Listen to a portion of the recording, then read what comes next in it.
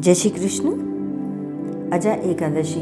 युधिष्ठिर ने पूछा, जनार्दन, अब मैं यह सुनना चाहता हूँ कि भाद्रपद गुजरात महाराष्ट्र के अनुसार श्रावण मास के कृष्ण पक्ष में कौन सी एकादशी होती है, कृपया बताइए।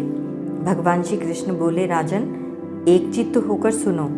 भाद्रपद मास के कृष्ण पक्ष की एकादशी का नाम अजा है। वह सब पापों का नाश करने वाली बताई गई है। भगवान ऋषिकेश का पूजन करके जो इसका व्रत करता है उसके सारे पाप नष्ट हो जाते हैं। पूर्व काल में हरिश्चंद्र नामक एक विख्यात चक्रवर्ती राजा हो गए हैं, जो समस्त भूमंडल के स्वामी और सत्य प्रतिज्ञ थे। एक समय किसी कर्म का फल भोग प्राप्त होने पर उन्हें राज्य से भ्रष्ट होना पड़ा। राजा ने अपनी पत्नी और पुत्र को बेच दिया, फिर अपने को भी बेच दिया। पुण्यात्मा होते हुए भी उन्हें चांडाल की दास्ता करनी पड़ी। वे मुर्दों का कफन लिया करते थे। इतने पर भी नृपश्रेष्ठ हरिश्चंद्र सत्य से विचलित नहीं हुए। इस प्रकार चांडाल की दास्ता करते हुए उनके अनेक वर्ष व्यतीत हो गए।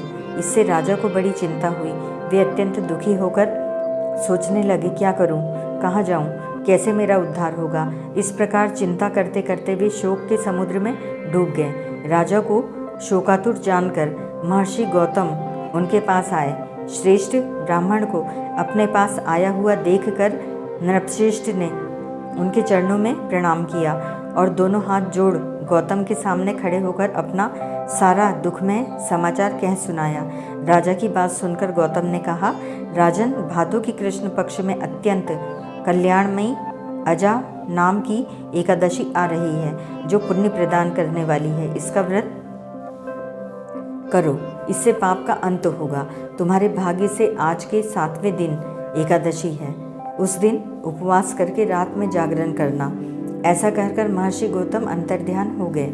मुनि की बात सुनकर राजा हरिश्चंद्र ने उस उत्तम व्रत का अनुष्ठान किया। उस व्रत के प्रभाव से राजा सारे दुखों से पार हो गए।